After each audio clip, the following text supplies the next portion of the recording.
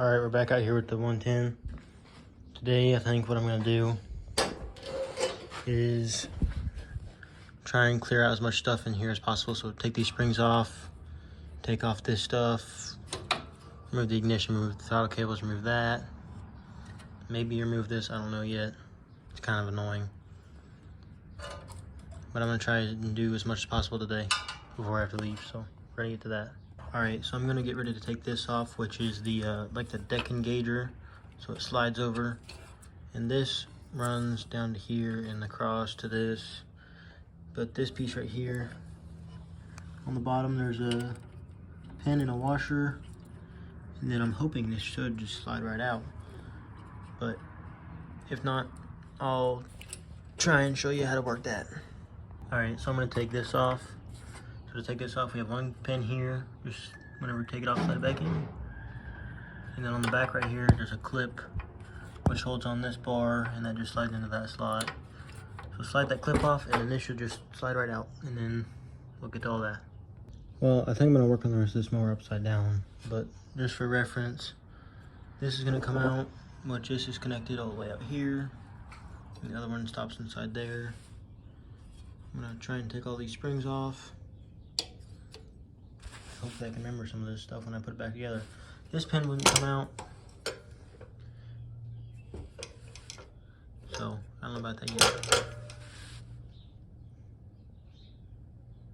So I guess I'll get to that. All right, the carburetor just came off, just the 2 bolts, and the gasket there, which is barely even there anymore, but that came off. And now with the screwdriver, I can just, that thing will move out of the way.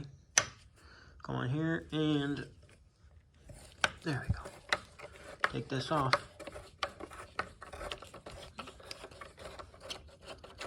Then put this screw with the other screws. While we're at it right here, actually. I'm recording on this side. Take off this rigged bolt, which I have to redo. 2 nuts and a washer is what they use as a spacer. So that just goes there. This little piece comes off. And then one more bolt on the outside, which is going to be the 11mm. Just take it off. Which all these bolts are really loose and they're easy sizes. So you don't have to get any weird numbers. Anyway, take that right off.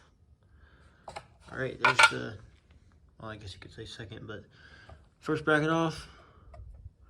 Now I'm gonna start on this one, but I'm probably not gonna record this one. I'll just tell you where all the bolts are. So there's one here, one there, and I think that's it actually. So I'm gonna get those off. Well, there's also one here, but we already took it out. All right, so it was actually 3 bolts. So there was one here, and then one down there, and then the one over here, plus one there, so 4, but one of them was already out. But look how thick all this oil is and grease. It's been built up, and like look in here. That's all grease and oil. And that's the whole thing. Like you can even see where it was cutting through the grease from the flywheel. And bare metal on the flywheel showing through already. Another thing this motor needs that I never talked about is a starter. We had the original one we used to run this motor, but it cracked in half and stopped working, so you have to buy a new one for that anyway, so that's just that.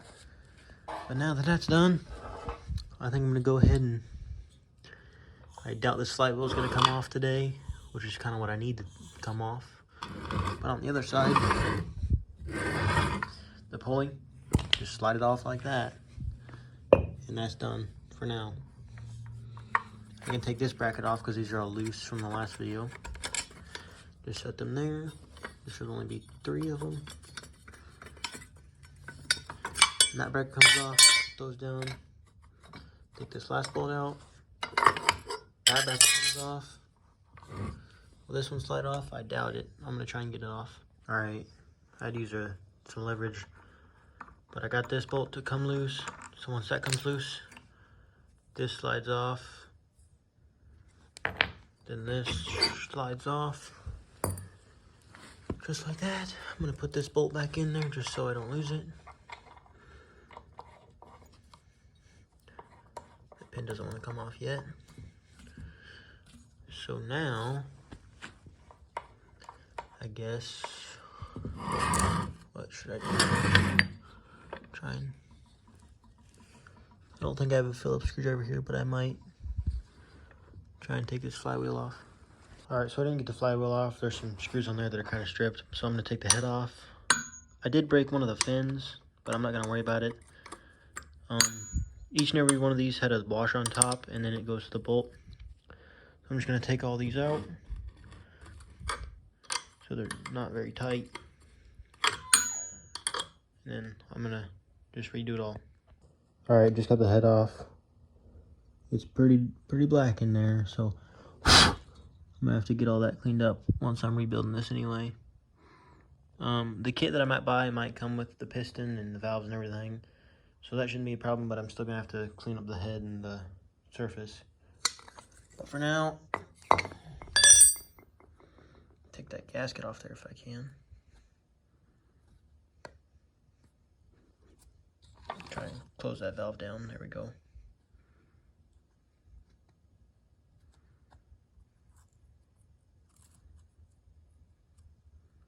Try not to break anything because I kind of need it to compare the kit to make sure it's the right one. But I'm going to go in and eat, and then I'll come back out here and finish tearing this apart. Alright, I'm about to take the bottom off. It's just 4 bolts. Mine only had 3. They're right here. After I take it off, I'm going to put them back in, but see how easy this comes off. Not that easy. I'm going to need 2 hands for this. Alright, I just got it off. You're going to be really careful when doing that because I took it off and the motor fell directly onto the ground and could have broken the block, and that would have mean I had to buy a whole new motor. But it didn't, thankfully. So now that I'm in here, I'm going to take the piston rod off, take off the 2 1/2-inch nuts right there, and then slide the piston out. And then I'll work on getting the crankshaft and camshaft out. This should go easy, I hope.